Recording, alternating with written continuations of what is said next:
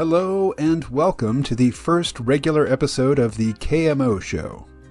I'm your host, KMO, and this first episode, a trialogue, is prepared for release onto the World Wide Web on Wednesday, March 1st, 2023. I have decided that with this new show, I will not be coming up with titles for individual episodes. They will just be identified by number and by the guests. And the guests in this first episode are Kevin Wohlmut, who is a longtime friend of the Sea Realm, and Michael Garfield, who is the host of two podcasts, the Future Fossils podcast and the Complexity podcast, which he creates for the Santa Fe Institute, hereafter abbreviated as SFI. Michael describes himself as a paleontologist and futurist, to which I would add musician, visual artist, event organizer, husband, and father. The show description for his personal podcast, Future Fossils, reads as follows. Join paleontologist futurist Michael Garfield and an avalanche of amazing guests for deep but irreverent discussions at the edge of the known and knowable. On prehistory and post-humanity, and deep time, non-human agency and non-duality, science fiction and self-fulfilling prophecies, complex systems and sustainability, or lack thereof. Psychedelics as a form of training for proliferating futures, art and creativity as service and as inquiry. New episodes on a roughly bi-weekly basis.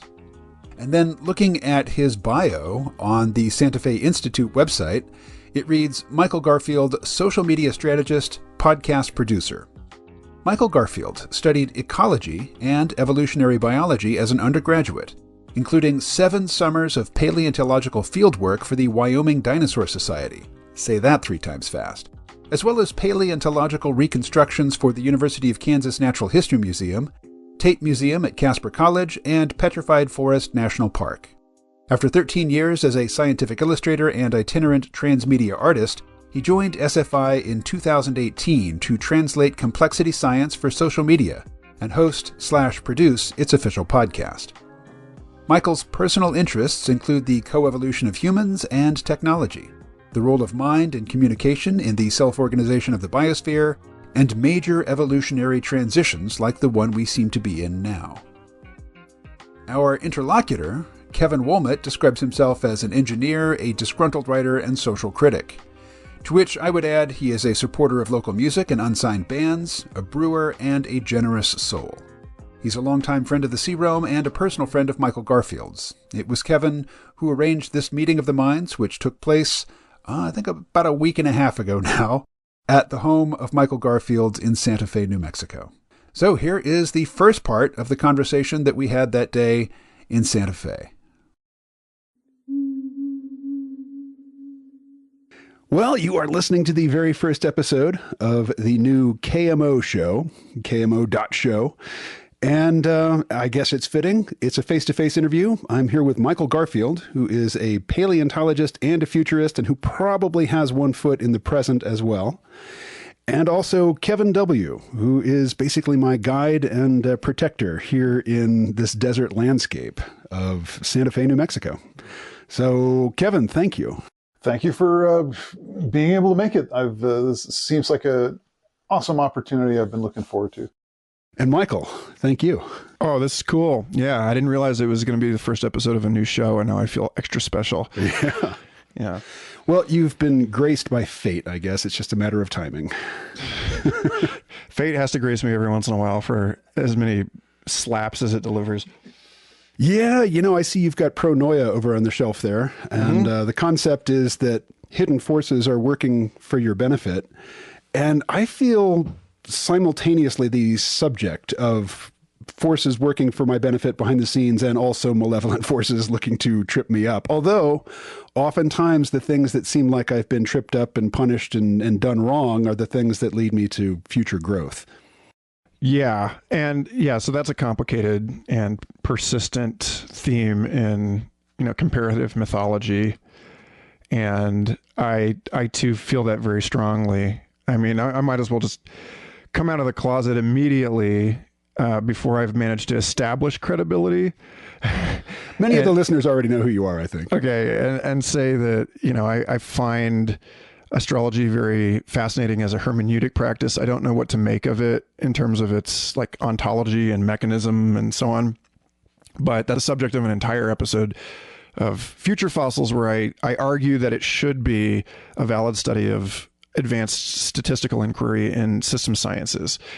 And it's just not for political reasons. But at any rate, the reason I bring it up is because there was, when I went through my Saturn return, the famous, 27 to 30, when a lot of these famous, these celebrities like Jim Morrison and Jimi Hendrix died. They talk about the Forever 27 Club. Jeff Buckley died at 30. His father died at 31, so it's kind of within the orb of that transit. And it manifested for me as being unconstitutionally searched and then brought up on what were both valid and also false charges by Texas police. And I had to make 14 different court visits by the time I managed to get my charges deferred and put on probation, and then spent 2 years on state supervision dealing with the most unbelievably corrupt court that one can imagine, where the judge handling my case originally was disbarred for withholding exonerating evidence in a murder trial, and the judge that ended up taking my case and putting me on probation was brought up on 9 federal charges for selling machine guns to Guadalajaran gangsters. And so anyway, while I'm in the bowels of this system, I was working full-time professionally, traveling to festivals, and suddenly couldn't leave the state. And then the only way that I could leave the state was, originally they wanted me to go to AA meetings, which was completely unrelated to my cannabis charges. But in their mind, it's a substance abuse thing. And I was like, oh, I'll show you substance abuse. Just wait until I'm off paper. But no, but they finally accepted that I'm an ordained minister with the Universal Life Church. As am I. Oh, great. Awesome. Yeah. I think we actually talked about that at Cafecito. The perks of officiating weddings and so on. But the point of all of that just being that it felt very much like that kind of mythological crucible, like the imprisonment of Merlin, these kinds of things you see time and time again, the 40 days in the desert or whatever, where, you are up against these unbelievable restrictions and you go through a dark night, and it's ultimately good, but of course it's just awful, right? It's just absolutely horrible. So I, as a Capricorn by birth, born on the 8th of January and therefore doubly ruled by Saturn in this system of thinking, I am someone who really appreciates the creative power of constraints. And that's the rant with which I will start this conversation. The creative power of constraints. I'm always listening to what guests say for an episode title. So that could be it. We'll see. Yeah. Something better might present itself. I don't know much about astrology. I know lots of very intelligent, creative, admirable people who are really into it. And I'm definitely not one to poo-poo it. I just haven't taken the time to actually immerse myself in it.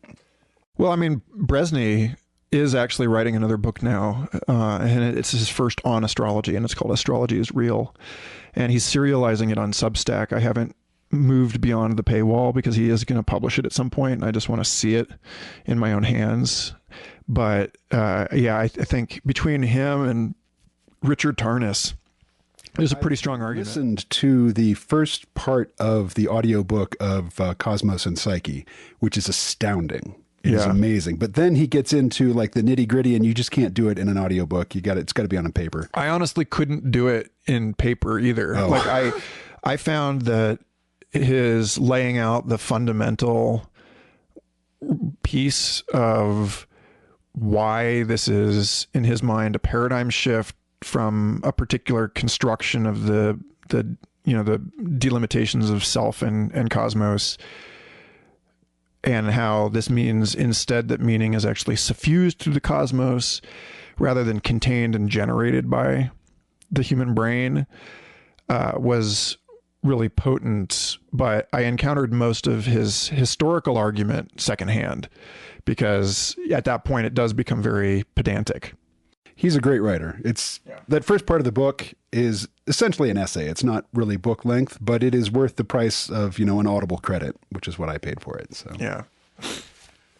Kevin, you're the strong silent type. Oh, here. yeah. I keep forgetting that because I'm just staring over here and you are actually mic'd and will be integrated into this conversation. So, Kevin. Yes, I may not have a huge amount to say because I'm a podcast fan. I've been a podcast fan of both of your podcasts for a long time. I don't produce a lot of content myself. I just rant on Facebook mainly. But there are things I can add here and there. I have a couple of conversational seeds I wrote down. But while we're talking about astrology, before the recording started, we were pointing at John Michael Greer book on the shelf, and he takes astrology very seriously. And additionally, he has at least 2 or 3 essays out there about the power of limits. He points out that all strength derives from limits. If you don't have a constraint, you can't get leverage, and without leverage, there's no strength. So I strongly recommend those essays. Are very well written. Is he also a Capricorn? Because the Capricorns are supposedly ruled by the knees, and so the entire cognitive framing of that type is supposedly about leverage and climbing. His astrological sign. Yeah. He's posted about astrology quite a lot. I mean, he also has a very classical sort of Capricorn beard and chin. Yeah, it's got that. He's famous for so I could be sort of invalidating myself here by I'm not a professional, but yeah. You're a professional something. I mean, you make money, so yes. A professional is somebody who has convinced others that their knowledge is sufficient that they should be paid for it. Yes, but at the same time, some skeptic is listening to this and saying, John Michael Greer, Googling it right now. As soon as we mentioned astrology, the skeptics not just a Capricorn. Rage quit. See, this guy, he's full of it. Why am I listening to this new podcast? I'll go back to the old stuff. I will put this on the first several episodes. I'm going to put on the old C Realm RSS just so somebody will listen to them. And then hopefully within a few weeks or months, the curation algorithms will do their work. Yes. Interesting. I can't find anything on his actual birthday in 1962. So I might be off the hook for this one. Oh, I'll just ask him. Fair enough. All right. Well, hey, we've been talking about astrology, which you've mentioned the skeptics, and I've said, yeah, they've rage quit by now. But that brings up the question of epistemology. Mm-hmm. I am firmly of the opinion that one should not believe something just because it feels good to believe it. And I suspect there's a fair amount of that happening in, people who gravitate to astrology. And you are a paleontologist. You describe yourself as, and ontology is the philosophical study of what is. And I'm, it's intimately connected to epistemology, which is the study of how do we know? Right. What counts as knowledge? What counts as evidence in favor of a proposition or a belief system? And I am one who is probably too focused on what I would call the twin concepts of epistemological humility, which is sort of like philosophical skepticism. It's like, I don't know. What do I know? Right. But also epistemological hygiene, which is to say having some filters in place. Uh-huh. Recognizing when you have been lured into a belief system because it serves some underlying psychological need that you haven't actually articulated or accepted. And I fell prey to that for a decade, basically, with what I would call doomerism, because I've been a techno-optimist for most of my life. But then at a low point in my life, I discovered peak oil, and this was just after I started podcasting. Oh, God. And, I spent a lot of time in a worldview where I thought, like, I would just savor hot showers, thinking maybe this is the last one. Maybe I won't be able to shower after this, or, rushing to Walmart to buy a big container for fresh water, to have on hand. And I recognized after a long time in that world, after having basically built a reputation as somebody who articulates that viewpoint, that no, This is just kind of nihilism and resentment and anger at the system because I don't think I've been treated well by it and I want it to fail. Yeah. And so, well, let me just pass it to you. Epistemology. Yeah. Well, I mean, I'm glad that you went there before I did, because it would have been inappropriate to psychoanalyze a relative stranger on their own show, but, or at all. But it does strike me that, listening to there is a kind of a profile of people who seem to be attracted to doomer thinking. And I will add myself to that number as someone who is utterly obsessed and unfortunately on record as extensively as obsessed with kind of eschatological, like Terence McKenna wave 2 kind of thinking, this, the Mayan prophecy and the technological singularity, in addition to peak oil and like all of this other stuff, right? So it's like there's this sort of melange in my mind of all of those things that really, really preoccupied me at a time in my life when I had gotten out of college. I was transfigured by discovering psychedelics and visionary art and transpersonal and integral philosophies and complex systems science and all of this stuff right at the end of my undergraduate program.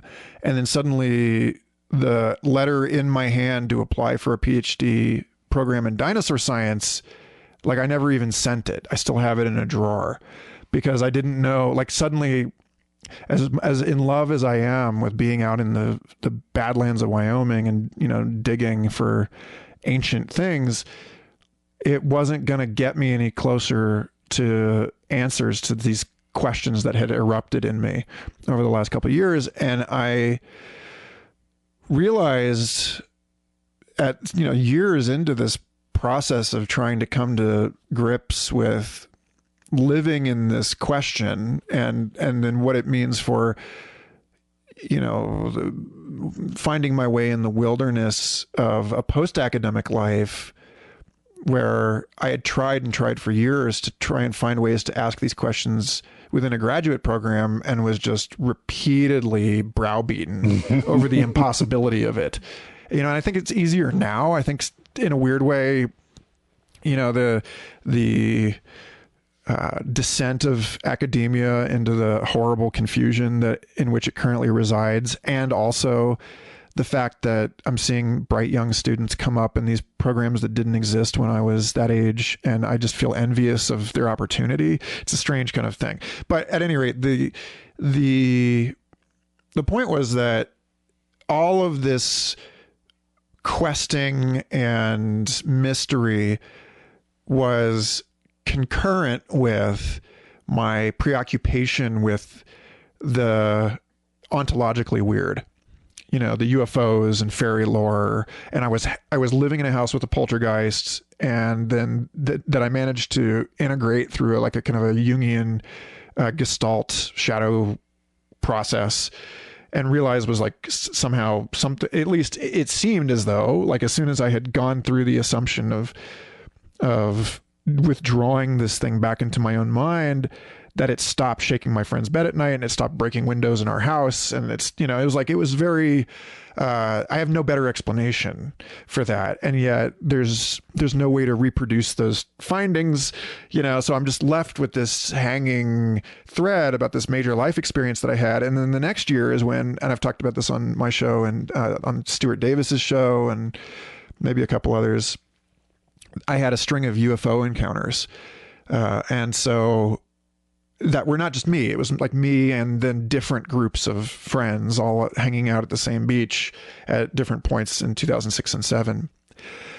And so, I think that this is true for a lot of people. And this is stuff that's been well documented by people like Robert Anton Wilson and our mutual friend, Eric Davis, that like there are these moments when we have, divine invasions or like PKD talks about, or like these eruptions of ontological shock that seem concurrent with us having left the tidy Italian garden of one mode of thinking and venturing out into something else, not knowing how to map this new place.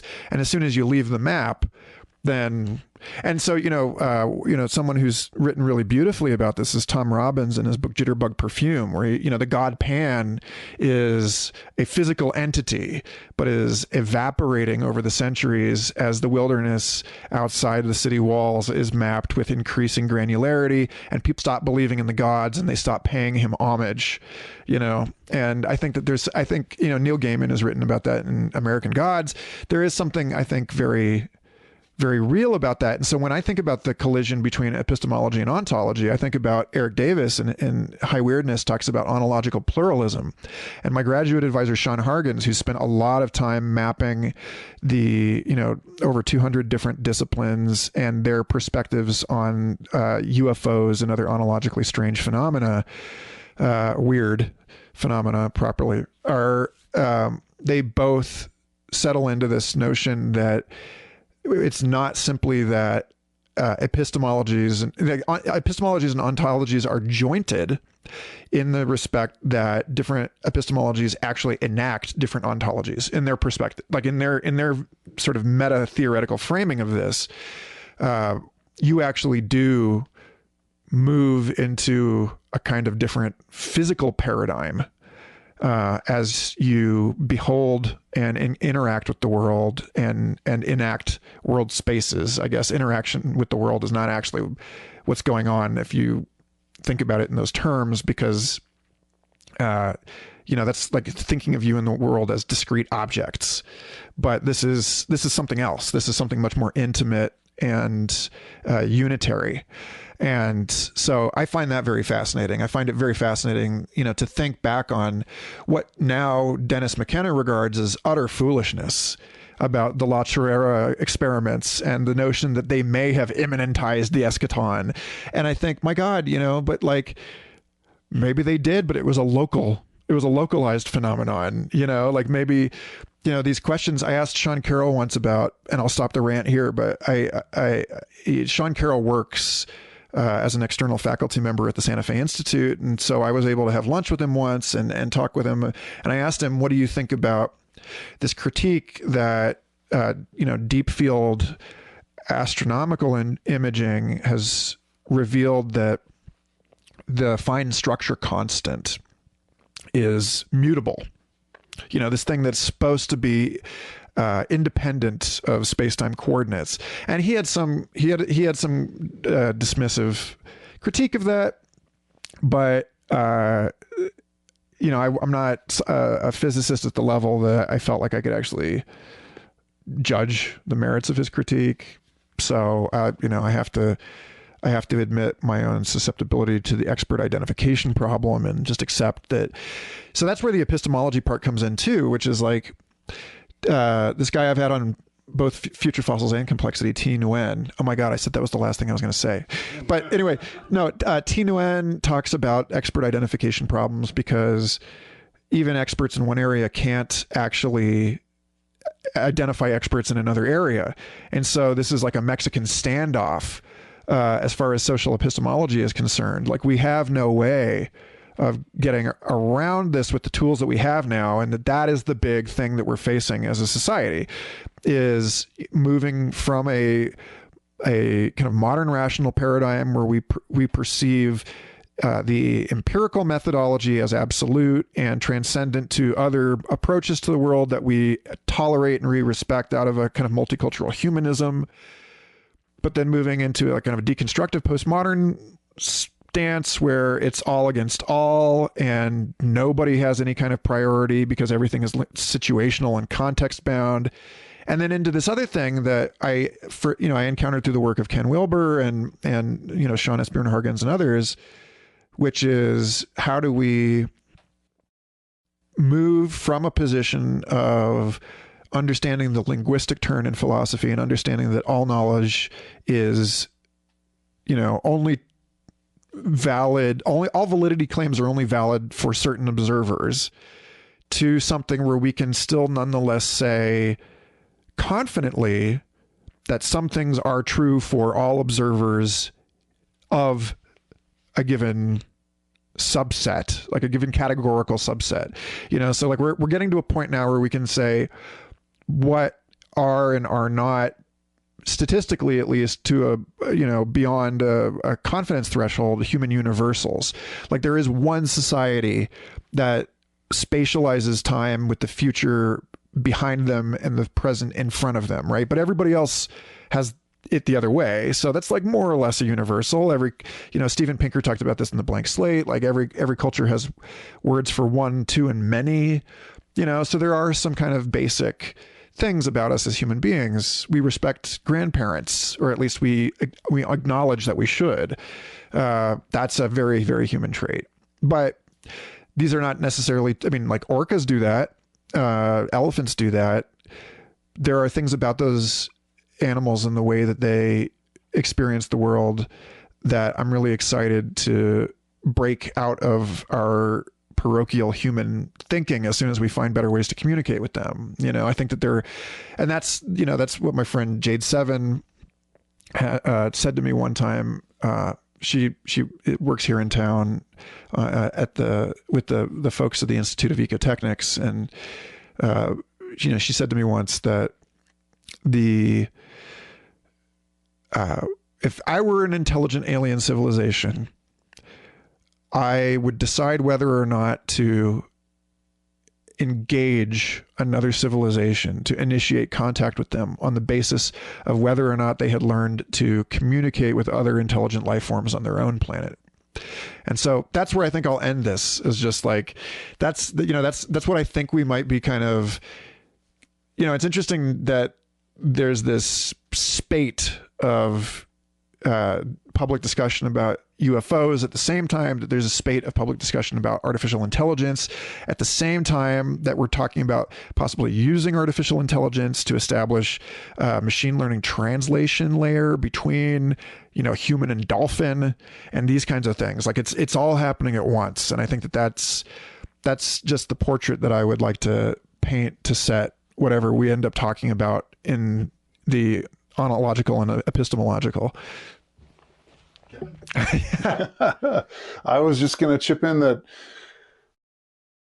creating an artificial intelligence would affect every single aspect of our society, because humans' intelligence affects every single aspect of our society. So that would be like a second opinion or a different, different point of view. If there was some non-human intelligence, the same would apply if we actually made contact with an alien intelligence. The aliens might have something to say about every aspect of our society. So it's interesting how fundamental that is. Well, AI is my obsession. I'm going to resist going on about it, though, for a bit. I read something this morning that you had written, and I would describe it as an epistemological apocalypse brought on by artificial intelligence. We're in the early stages now, with deep fakes, and we're, AI chatbots have just made enormous leaps in the last year, and they really do seem like there's somebody there now. And I know we're still very early in this progression, and that it is speeding up. I used to be a singularitarian. That was before the peak oil thing. I was a techno-utopian and a singularitarian, and then I became a doomer. And then when I came out of doomerism, I didn't just snap back, to techno-utopianism. Now I'm just damn, it's all very complicated, and I'm just going to kind of sit back and watch all the neat stuff emerge and not really place a whole lot of my chips on any bet about the future. You wrote this piece, and I can't bring the title to mind, so let me just ask you. An oral history of the end of reality, with reality in quotes. Of course, yes. Quotes and maybe an asterisk and a footnote. Yeah. About that. So let me just have you talk about what you foresee. First, how old is that essay? So that was written in the summer of 2017. Okay. It was written after Adobe gave a public demo of their voice cloning software, where they trained a network on 20 seconds, I think, of speech, and then managed to basically cut and paste text into a passable simulacrum of someone speaking. And So that's when I realized that shit was about to hit the fan, and here we are. Yep. Yeah. So you mentioned Terence McKenna and the eschaton, which he predicted on December 21st, 2012. Oh, yeah. And 2012 was the year that Geoffrey Hinton and his team wrote their paper on and published their findings on computer vision, which has spiraled into the whole machine learning paradigm that we're all caught up in right now, and which a lot of people who are very into AI and, the search for artificial general intelligence say, this is a dead end. This is not going where we want it to go. This is like a bunch of parlor tricks that are neat and might end up, adding some fun functionality to your favorite software, but this is not it. This is the off-ramp. We need to get back on the highway toward AGI. Let me just ask you, from your perspective in 2017, what you saw looking forward, this, what I call epistemological apocalypse and what you call the end of reality. Yeah. So the thing about that is, like I just mentioned a moment ago, like I was already kind of in this space of myself feeling as though I had gone down and then back up and then back into, and then like thoroughly mapped in a kind of anthropological way all of these different conspiracy theory rabbit holes, and had spent a considerable amount of the time that I was engaging with these more sort of credible and formal structures of thought, and I was also like going, just binging on UFO disclosure interviews, these like, people that had claimed to have worked in underground bases, and, people that were on record as having, high level clearances and, nuclear authentication keys, who were telling us these just insane things, or, what seemed insane at the time. And it's funny because I started only having UFO experiences after I had interfaced with that stuff. And so that's an interesting wrinkle in that story. But I mean, I bring all of that up just because at the same time, I was also starting to think about transhumanism and, cyborg theory as a domain of media theory, and as a domain of, like people like Donna Haraway and Catherine Hales, and post-humanism as a separate strain from transhumanism that's more focused on the literary deconstruction of the category of the human. And so, I was reading Kevin Kelly, and, Kevin, who I have had on Future Fossils a few times, and I'm about to have him on again. Like, Kevin's written very interesting stuff, like What Technology Wants, on the idea of technology as a domain, like a kingdom of life. And that comes out of this kind of thinking that is exemplified by, in the living cohort, people like Jeremy England, who works on, life as a thermodynamic self-organizing process, and as essentially a very, very sophisticated kind of like oxidation or reduction. It's a chemical phenomenon. Or Michael Levin, who works on it as an electrical phenomenon and has done all these amazing experiments showing that you can modulate gene expression by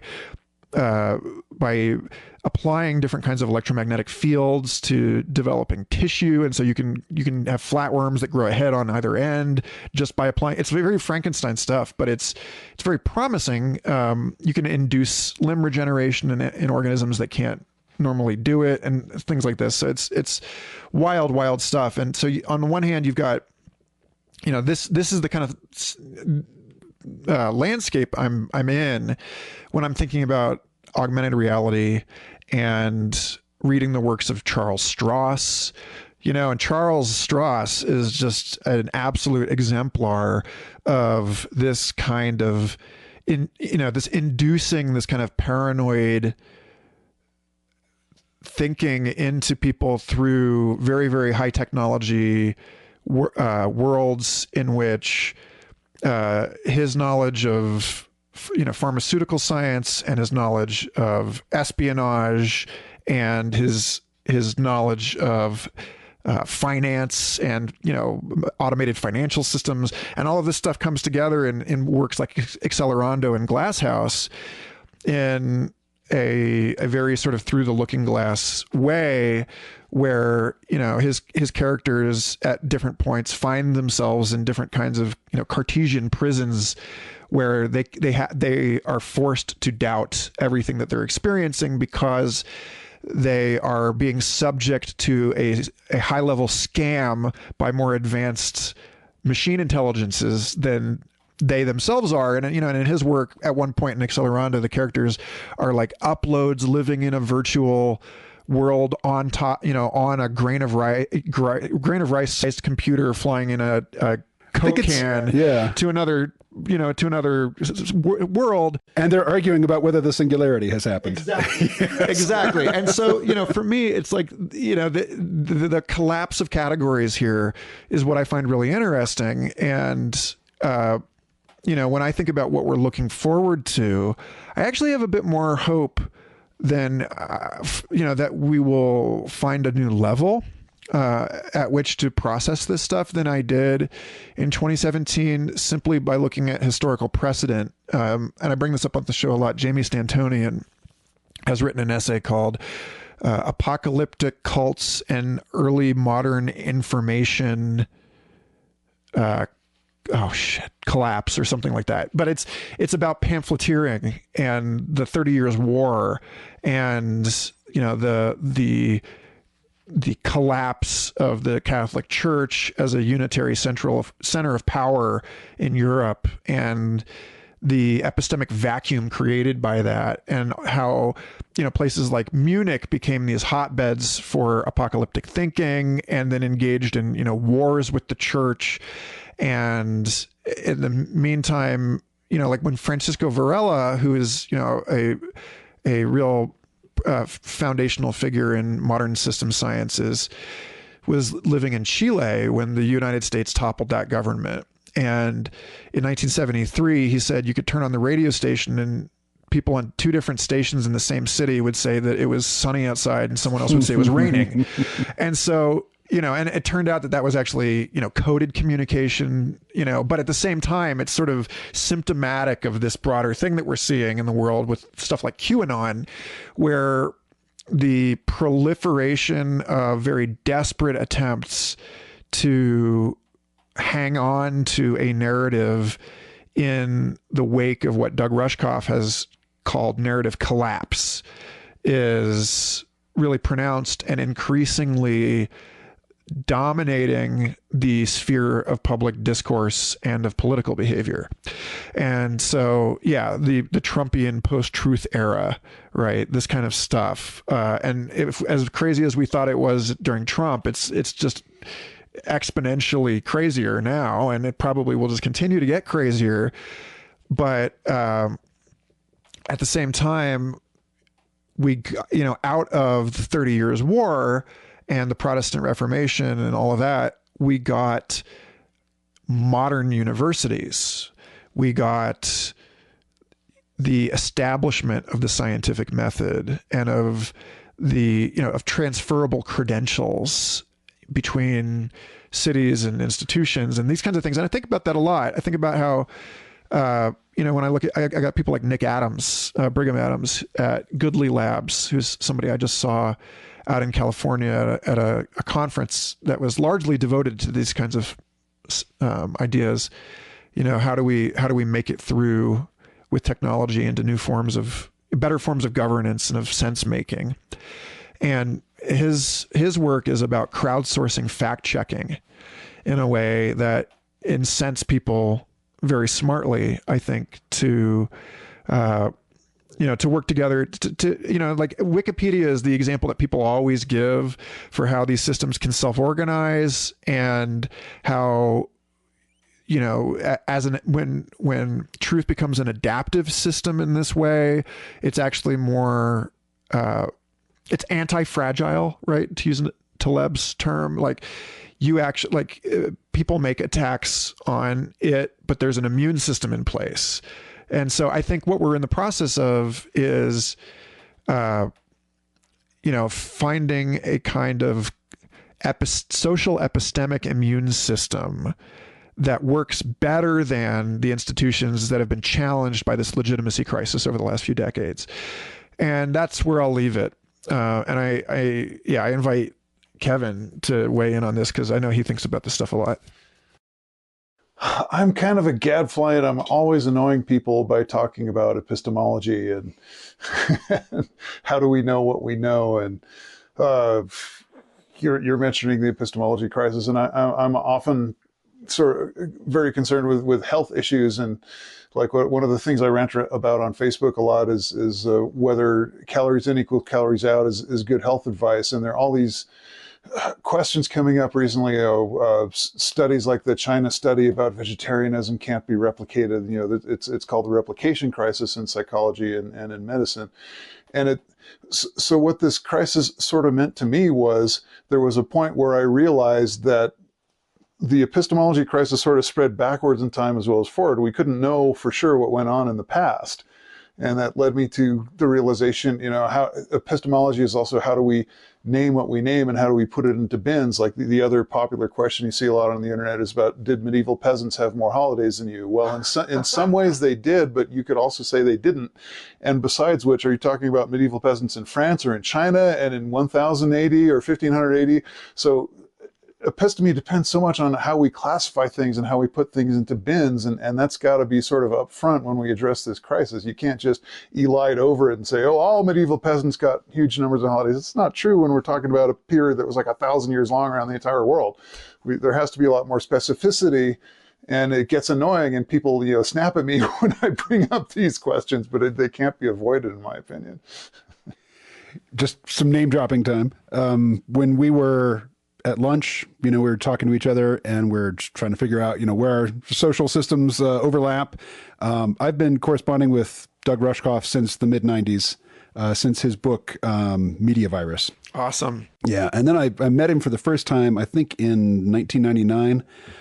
In New York City. I was just visiting because I lived in Seattle at the time. And then I moved to New York City and I saw him all the time because we'd always be at the same events.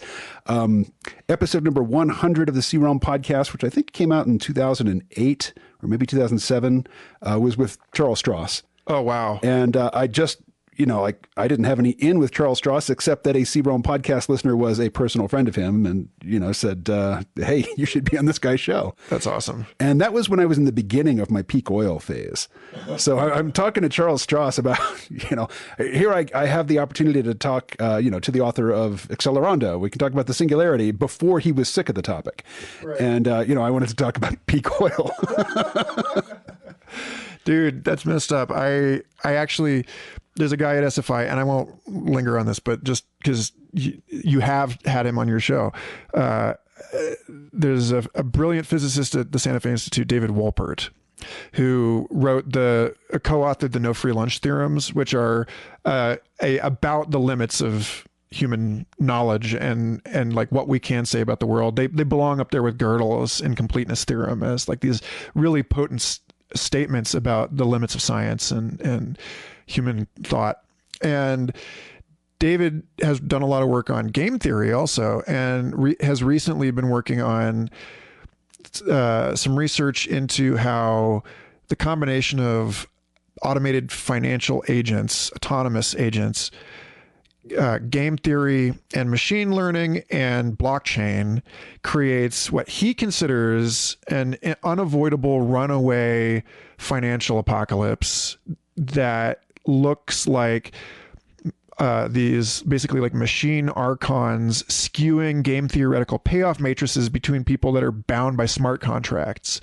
And so because the code is law in these contexts, then these machines that are acting on the behalf of human agents or of other machines in this sort of endless recess of fuckery are capable of running the system into these kind of exponential collapse states. And I told him, I was like, have you read Accelerando? Like, have you, like, this is exactly. So at one point I tried to get Charles and David to talk about this on the institutional podcast because we've been doing research into emergent political economies and this is a serious issue.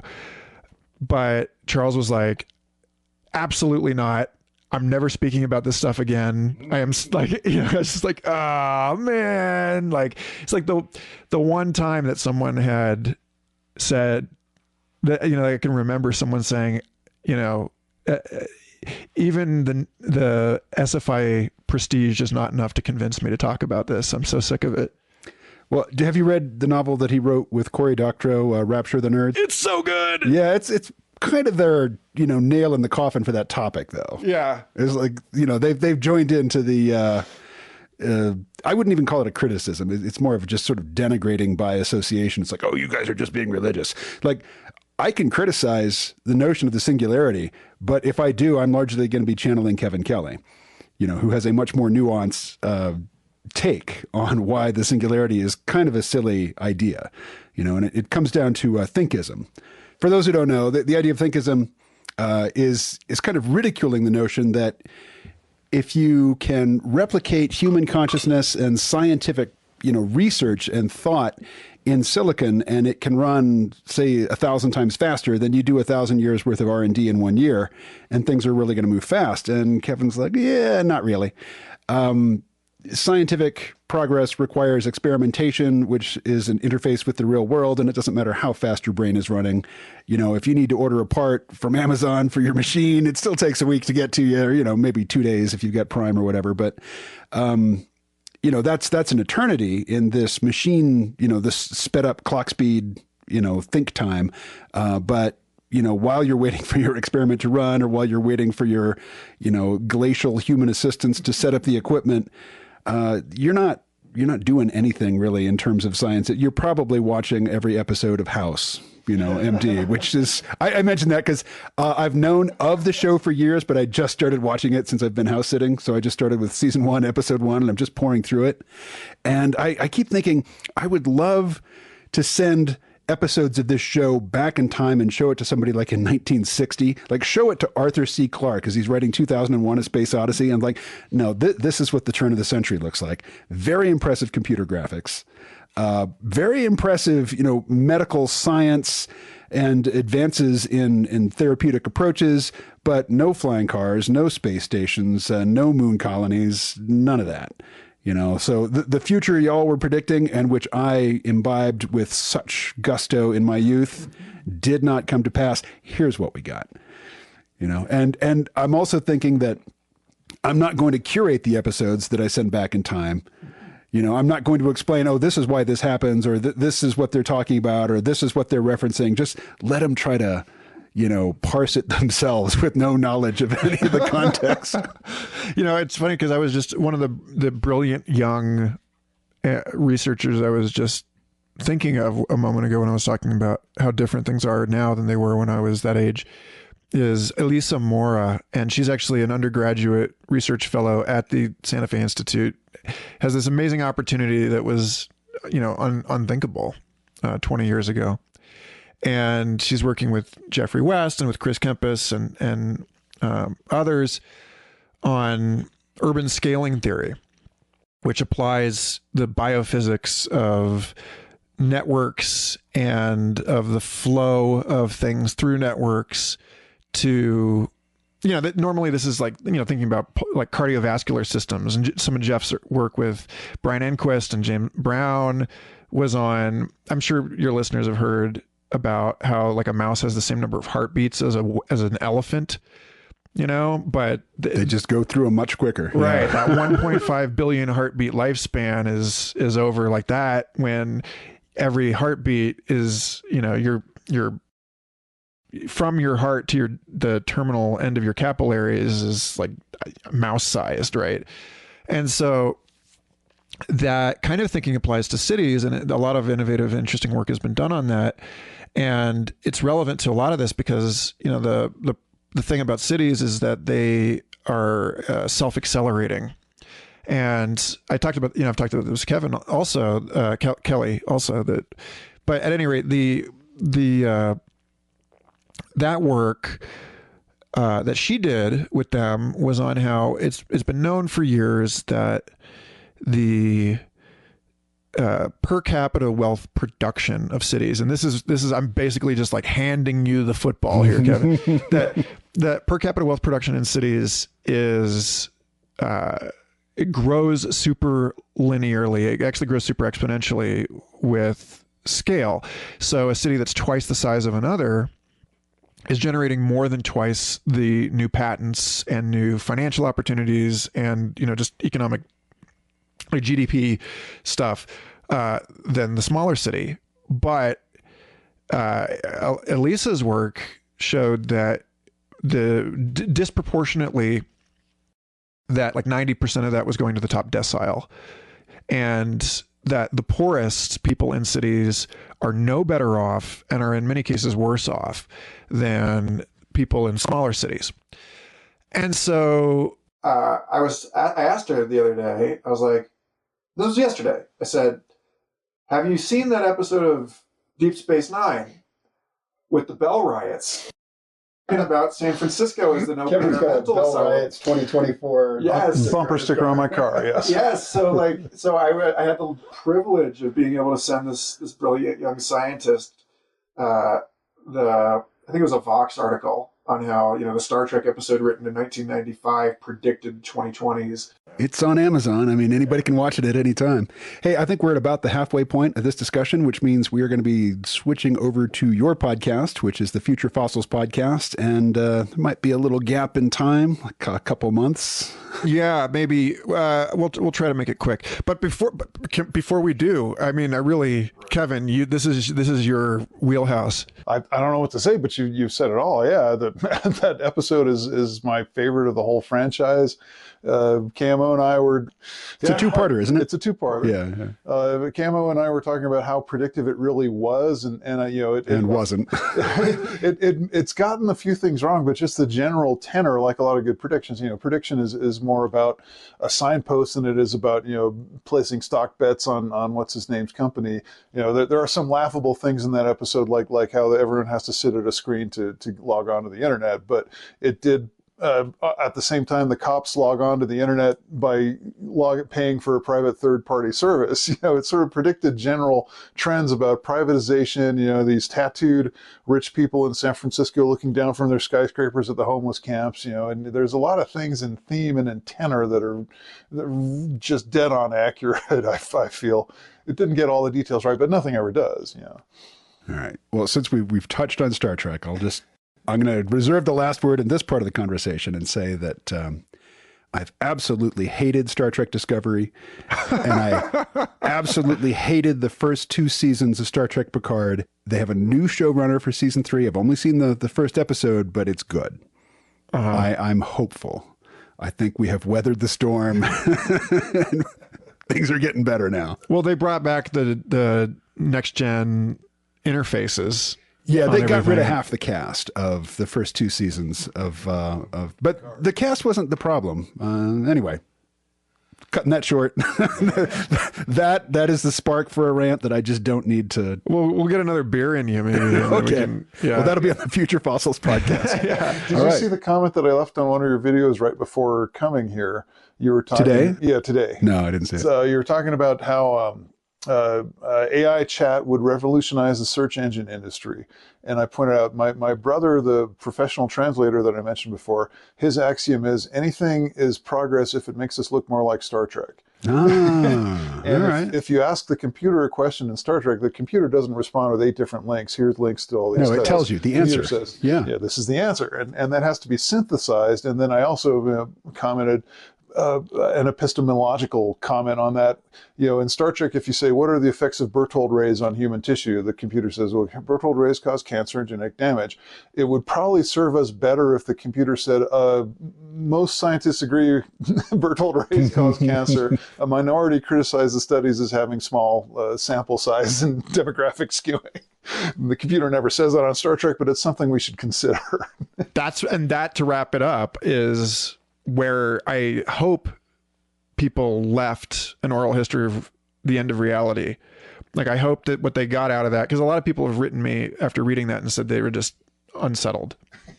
And I was like, but I'm raising my hand. Yeah, but the point of that was to say that we go through a phase transition and that we end up somewhere like what you just described, where we no longer make these confident claims about a naive realism, but we say, we find ways to communicate our actual confidence in the claims that we're making as part of the inherent syntax of those claims.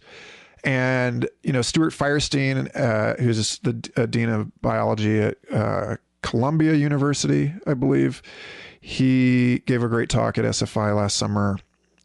He's also on the faculty there, and he gave a great talk on uncertainty. He's written 3 books now on failure, ignorance, and uncertainty. Yeah, and that talk was about how uncertainty is the basis for philosophical optimism, because in order to have optimism, you need to believe that things can be different than they are. And so he's like, actually, the thing that most people don't like about science, the way that it hedges its bets, the way that you have epistemological humility baked into it, at least when it's done right, is what actually makes it great. It's actually what allows us to be, to believe that we may know the world better and we may live in the world better than we do now. And so, we had an interesting thread in the in-house email server after his talk about how would we actually do this in practice, like in text, like if you read the news, and anytime there was some kind of statistic that the p-value for that claim was visualized in the blurriness of that text, opposed to like the rest of the sentence is in perfect clarity. But then if you're making some like sketchy, difficult to replicate, possibly error-laden claim, then it's going to be visibly less confident than the other claims that you're making. And of course, the problem with that is that there's not just one way to measure confidence statistically, and like, how do you distinguish them? And, but anyway, so I think you're onto something, Kevin. I think that is, I would love to see a satire of Star Trek in which, somebody's just rolling their eyes, listening to the computer explain, that like, I can't act, they're giving the actual like scientific advisor thing, right? Like something that came up. Or they're couching everything in Bayesian terms. Right. Or like, I think it was Harry Truman that Stuart Firestein quoted, where he said, all of these scientists are saying, well, but on the other hand, he's like, get me a scientist with just one hand. No other hands, please. Yes. I could put a little bow on this whole thing with a little bit of woo-woo, if you don't mind. Go for it. You were talking about an epistemological immune system, and some component of that, I don't know how this works, I don't know what to suggest, some component of that has to be compassion. Because the thing that human compassion, the thing that pisses me off most is when epistemology is used as a club. I mentioned fat and weight loss. That's the thing that one of my all-time pet peeves is when someone says, oh, well, if you're fat, then you must not have been exercising. You don't know that. So somehow, computers don't do compassion real well. Somehow the human element of compassion has to be in there by saying, the theory says this with some sort of allowance. Well, if you tried this, then there are some other possibilities. There has to be some sort of intelligence guiding the compassion to say that we're not fighting about facts most of the time. We're fighting about human issues, or some sort of flag that says, we've left the realm of science and math and we're talking about human and social issues would be a big help. Yeah. Well, Kevin, Michael.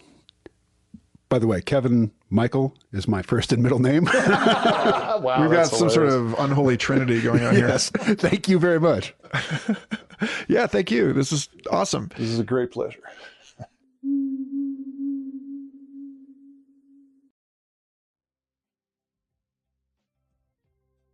And that brings us to the end of this first installment of the KMO show.